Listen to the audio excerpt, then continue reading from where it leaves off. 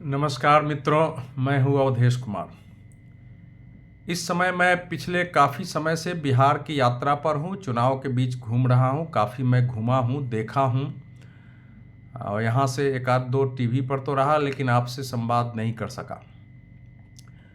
देखिए, इस समय कल मैं मोकामा में था और मोकामा की जो स्थिति है, अभी बाहर ऐसा लग रहा होगा कि अनंत सिंह और दुलारचंद यादव के बीच शायद या उनके ग्रुप के बीच कोई संघर्ष हुआ हो और वहाँ अशांति पैदा हो गई हो। दुलारचंद यादव की हत्या हुई, उनकी मृत्यु हुई, निश्चित रूप से मतलब बिहार में एक डरावनी की स्थिति पैदा होगी, क्योंकि अगर जातियों के आधार पर फिर से बाहुबली सामने दिखे, उनके बीच लड़ाई हो, तो फिर वही समय याद आने लगेगा 1990 से लेकर 2000 तक की जो स्थिति थी। उसके बाद भी स्थिति बनी रही। वो स्थिति बिहार में पैदा नहीं हो, हर कोई चाहेगा। लेकिन अगर आप 2005 के पहले ऐसी घटना होती तो आप मोकामा क्षेत्र से गुजर नहीं सकते थे। ऐसे भयावह स्थिति पैदा हो जाती, जाने आने में डर लगता। लेकिन मैं कल उस क्षेत्र में गया तो पता नहीं चला कि यहाँ कोई घटना हुई है। टाल में मैं नहीं गया था, लेकिन मोकामा से गुजरा तो पता ही नहीं चला कि वहाँ ऐसी घटना हुई है। और ये बताता है कि बिहार राज्य में कितना परिवर्तन आ गया इस एक घटना से।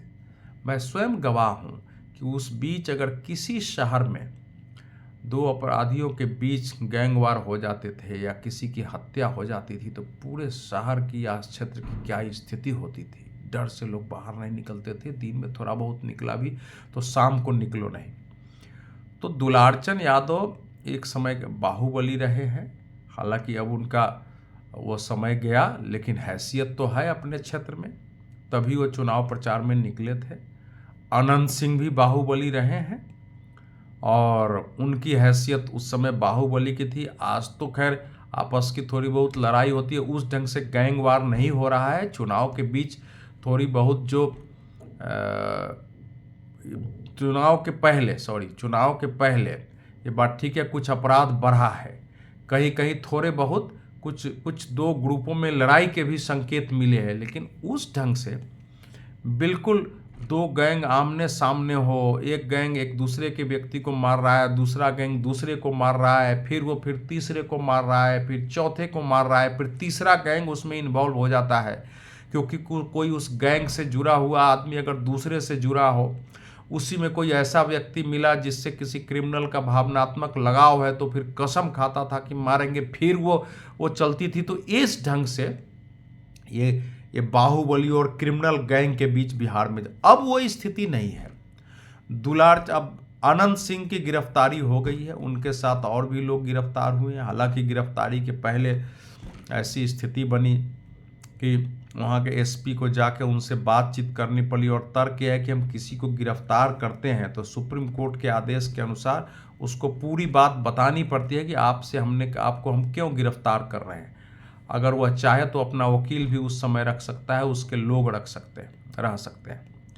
वैसे अनंत सिंह के लोगों का कहना है कि जब एफआईआर दर्ज हो गया और नामजद एफआईआर था, उसमें हत्या का आरोप लगा है, तो उन्होंने सरेंडर किया है। अब पुलिस कह रही है गिरफ्तारी है, वो कह रहे हैं सरेंडर किया है, लेकिन इतना तय था कि वो भागे नहीं, वहाँ उपस्थित थे। अब वो आप सरेंडर कहे गिरफ्तारी कहे, इस पर एक बहस हो सकती थी। लेकिन अनंत सिंह उस घटना के बाद मीडिया के में सामने आए, उन्होंने अपना बयान दिया, कहा कि हमारी तो 30 गाड़ी आगे निकल गई थी, 10 गाड़ी पीछे रह गई थी। अब वैसे भी 40 गाड़ी लेके चलना, जबकि 10 गाड़ी अलाउड है, बड़ी अजीब है। लेकिन अब वो अनंत सिंह है, इधर दुलारचंद यादव है और मोकामा का टाल क्षेत्र है। अब गाँव में तो देखा नहीं जाता, लेकिन फिर भी अगर उसमें गोली चली है, जिसकी कि पोस्टमार्टम रिपोर्ट में है कि गोली लगी थी, उनके पैर में लगी थी, तो हथियार लेकर के कैसे कोई चुनाव प्रचार कर रहा है? ये पुलिस प्रशासन पर निश्चित रूप से प्रश्न चिन्ह है। और 2 एसएचओ सस्पेंड हुए, लेकिन ये पर्याप्त नहीं है। जो मृत्यु हुई है वो अभी भी उसका एक रहस्य है। क्योंकि छोटा सा जो वीडियो दिखाई पड़ता है तो ये है कि अनंत सिंह के काफिले की ज़्यादातर गाड़ी वो निकल चुकी है। वो रोड ऐसा है जिसमें एक ही गाड़ी निकल सकती है, एक गाड़ी रुकेगी दूसरी गाड़ी आएगी, तो इनकी गाड़ी निकल गई। इनके विरोध में लोग नारे लगा रहे हैं तो इनके लोगों ने भी नारा लगाया, लेकिन बाद में इनके गाड़ी की ओर पत्थर रोड़े चलने लगते हैं और स्वयं दुलारचंद यादव लुंगी गंजी पहने हुए और गाड़ी पर पत्थर चलाते हुए दिखते हैं। अब उसमें पत्थर चला रहे हैं, उसके बाद वहाँ जो घटना हुई वो किसी को पता नहीं, लेकिन बाद में पता चला कि उनके ऊपर से गाड़ी चली गई है, वो गिर पड़े हैं, गाड़ी चली गई है। अब वो उन लोगों के बीच पत्थर चला रहे हैं जो उनके साथ थे या उनके साथ ही रहे होंगे, और वो पत्थर चलाते हुए आगे बढ़ते हैं। जब आगे बढ़ते हैं तो उसके बाद पीछे गाड़ी लौट करके तो नहीं मार सकती है किसी को, कि पीछे से गाड़ी आएगी उसको कुचल देगा और कुचलने के बाद जो है आदमी मारा जाएगा, तो ये स्थिति तो नहीं हुई होगी। तो अब इसलिए होता है कि आखिर उनकी मृत्यु कैसे हुई है, क्योंकि पोस्टमार्टम रिपोर्ट से पता चलता है कि उनको चोट लगी है और गोली लगने से मृत्यु नहीं हुई है। और दुलारचंद यादव पिछले काफ़ी समय से अनंत सिंह के विरुद्ध ऐसे बयान दे रहे थे जिससे गुस्सा पैदा हो और एक लड़ाई हो जाए। उनकी पत्नी को नचनिया कह देना, हम ही तो साथ थे, पत्नी के बारे में कुछ बोल देना, उकसाने की कोशिश कर रहे थे, तो गुस्सा तो था उधर से। लेकिन कोई चुनाव के समय जो प्रत्याशी हो एक किसी की हत्या करवाएगा और उसके बाद कहा गया कि शव यात्रा चल रही थी उस पर गोली चलाई है, तो उसको मालूम है कि ऐसा करने से सहानुभूति हमारी ओर से चली जाएगी, हम चुनाव हार सकते हैं, इसलिए ऐसा नहीं करेगा। बाहुबली किसी भी जाति के होते हैं, वो उस जाति का भी कल्याण नहीं करते हैं, वो विकास के बाधक होते हैं, समस्याएं पैदा करते हैं, तनाव पैदा करते हैं। और बिहार में जातियों के बाहुबलियों ने बहुत समस्याएं पैदा की हैं बिहार के लिए। तो ये फिर से वो स्थिति उत्पन्न नहीं हो, और जिस ढंग से अरेस्टिंग हुई है या उन्होंने सरेंडर किया है, मुझे उम्मीद है कि उत्पन्न नहीं होगी। लेकिन इस चुनाव का जो सबसे भयानक सच एक दिख रहा है कि जो जाति लगभग जाति लोगों की थी, लेकिन उस जातीय गोलबंदी से बिहार राज्य बाहर आ गया था। सब जातियों ने एक दूसरे के साथ एडजस्ट कर लिया था, जिनको ऊंची जाति कहते हैं। हालांकि मैं नहीं मानता हूं कि कोई जाति ऊंची है, कोई जाति नीची है, या कोई जाति सवर्ण है या कोई अवर्ण है, ऐसा है नहीं, ये नाम हमारे दिए हुए हैं। लेकिन जिनको कहा जाता था उन्होंने भी बात के वैसे पिछड़ी जाति है दलितों के साथ एडजस्ट कर लिया। लोग एक दूसरे के साथ खाना खा रहे हैं, एक दूसरे के शादी विवाह में जा रहे हैं। बड़ी जाति जिनको अगड़ी जाति कहते हैं, सवर्ण कहते हैं, उन लोगों ने अपने क्षेत्र में पंचायतों में जिनको पिछड़ी और दलित कहते हैं उनको वोट दे करके जिताया है, उनके लिए काम करते हैं, ये लोग उनके लिए काम करें। इस बार फिर एक भयावह स्थिति हो रही है कि जाति के आधार पर सम्मेलन, जातीय के आधार पर गोलबंदी, जाति के आधार पर ताकत दिखाना, और फिर धीरे धीरे लोगों के माइंड में भी आ रहा है कि जाति है। अब कई जगह मैं जा रहा हूं तो पता चलता है कि उस जाति का वोट जाना चाहिए किसी पक्ष में, वो कह रहा है कि नहीं हम तो इनका जहां उम्मीदवार है दे देंगे, दूसरे उम्मीदवार को हम वोट नहीं देंगे, तो उस जाति का भी वोट नहीं आ रहा था। ये एक भयानक परिस्थिति है। ये जो हत्या हुई है, ये हत्या चुनाव में ध्रुवीकरण कर सकता था, लेकिन बिहार का बदला हुआ वातावरण है कि संदेश गया कि इसमें जातीय भाव कुछ नहीं है।